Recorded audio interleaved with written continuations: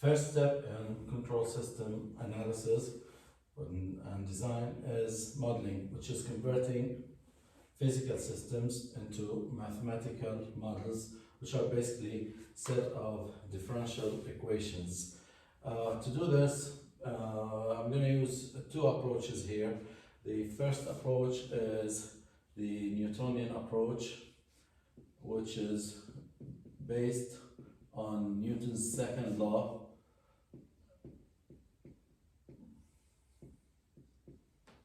which is basically the sum of forces equals mass times acceleration, and this applies to particles and rigid bodies and translational motion. For rigid bodies, you can use the sum of moments equals J alpha, which is the angular acceleration, and J is the mass moment of inertia. The second approach that I'm going to use is the Lagrangian approach, which is an energy-based approach based on Lagrange's equation, and Lagrange's equation in its most general form is d by dt partial L partial Q dot minus partial L partial Q plus partial D partial Q dot equals partial derivative of W partial Q dot. Here L is known as the Lagrangian,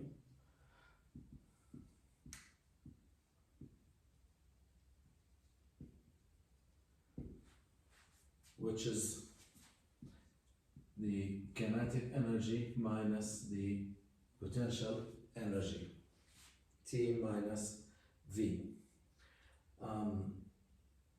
D is Rayleigh's dissipation function,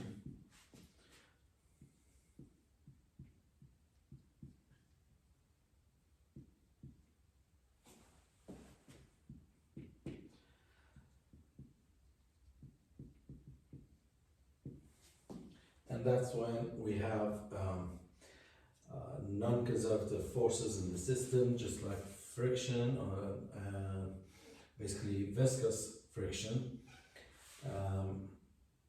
And W is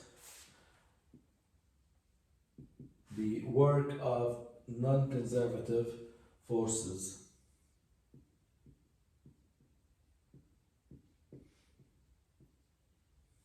Non-conservative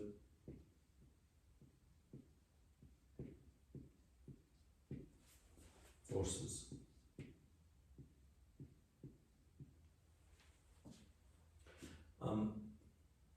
Q is basically the degrees of freedom, or generally known as generalized coordinates. Generalized coordinates.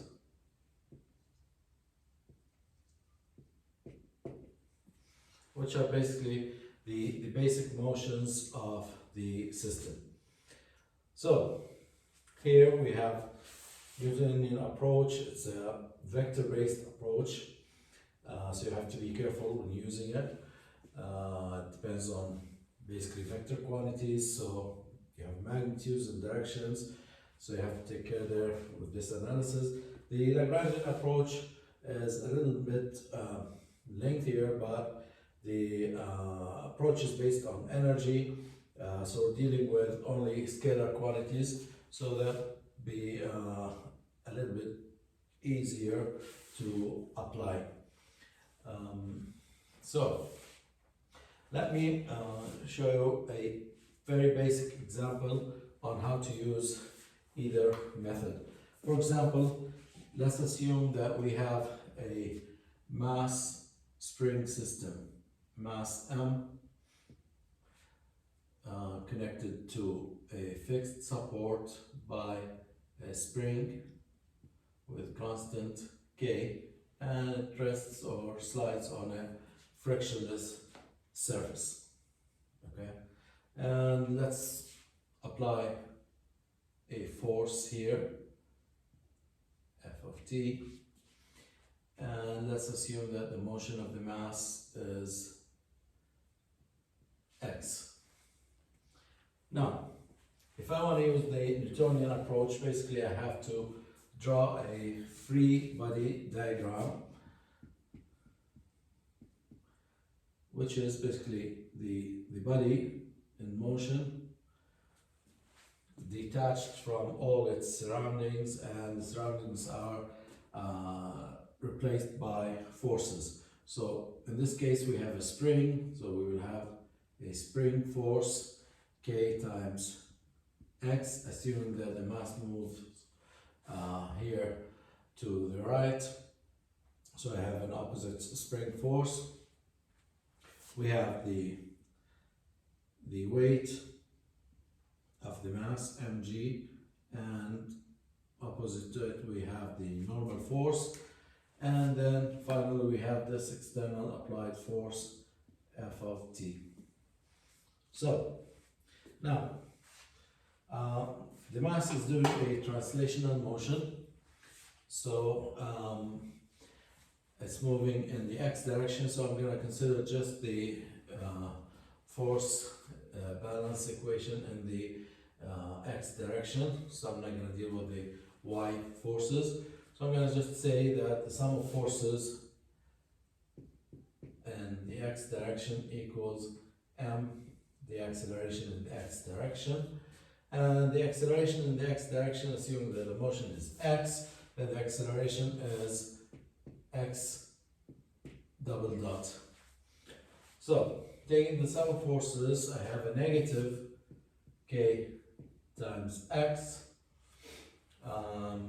plus that external force in the positive direction, and these are the only two forces in the x direction, equal mx double dot. And then you can arrange this equation so that the degree of freedom, the dependent variable, x is on one direction and all the external effects on the other direction. So I will have mx double dot, and taking kx to the other side comes plus kx equals f of t. And this is known as the equation of motion.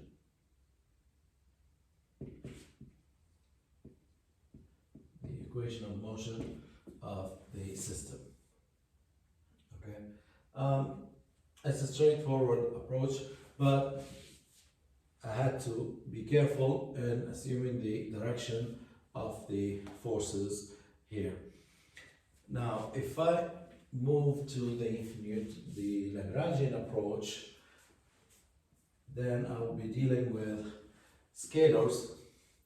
So I need to find first the Lagrangian, which is kinetic energy minus potential energy. So the kinetic energy for this mass in translation is 1 over 2 the mass times the velocity squared. The potential energy, or the only energy storing element here, is the spring, and the potential energy in the spring is 1 over 2k times x squared. Dissipation, we don't have any damping or friction in the system, and the work of non-conservative forces, which are the external forces, we have force F, sorry, this should be Q, not Q dot. The work is the force F of T times X. So now, if I substitute the Lagrangian from the potential and kinetic energy here, the Lagrangian will come up to be 1/2 mx dot squared minus the potential energy 1/2 kx squared. And I'm gonna first take the partial derivative. Let's go step by step, starting from the leftmost term here. I'll take the partial derivative of the Lagrangian with respect to q dot. Now q in this case, the degree of freedom in my system here is x. So the partial derivative would be with respect to x dot, and that's 2 times 1/2 is 1 mx dot.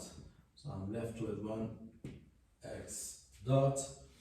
The second term here is a function of x, and I'm doing a partial derivative, so everything other than x dot is assumed constant, and the derivative goes to 0.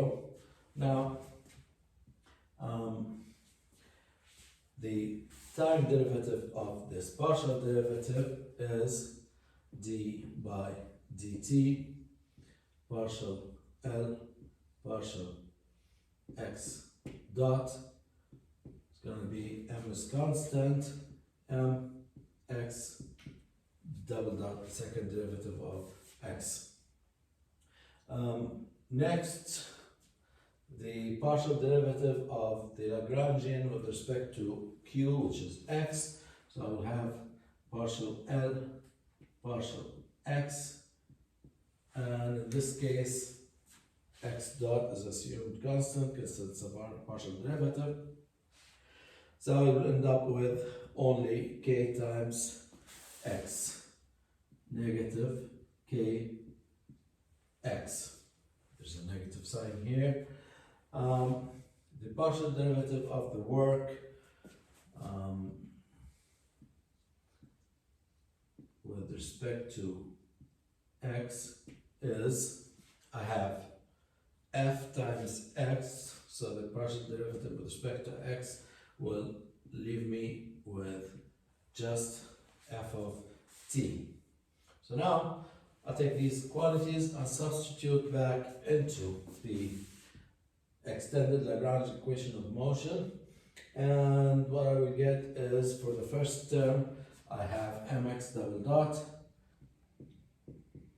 and for the second term negative L, negative partial L with respect to x, and there's a negative sign here, so that becomes positive kx, d is 0, equals the partial derivative of the work with respect to x, which is f of t.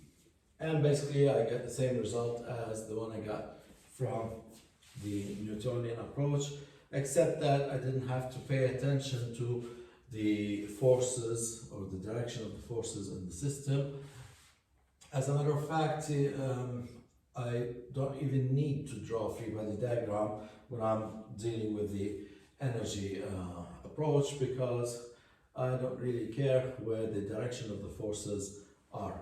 If you notice that the nice thing is the kinetic energy term is basically squared, so it doesn't matter where you assume the direction of motion, to the left, to the right, it's a square quantity, so that solves that problem. The same thing I have with the potential energy, and the same thing I will have with Rayleigh's dissipation function. Rayleigh's dissipation function is d equals 1/2 c q dot squared. Q is the generalized coordinate and c is the damping constant. Damping constant. So again, here I have a squared quantity, so that solves a lot of problems. All I have to do is just be careful when determining the work of non-conservative forces. So now, based on these two approaches, I will model, I'll go over modeling few systems here. I will start with the translational systems and then move on to the rotational systems and combined systems later on. And we can use this, of course, approach whether the Newtonian or Lagrangian for single degree of freedom systems and also multi-degree of freedom systems.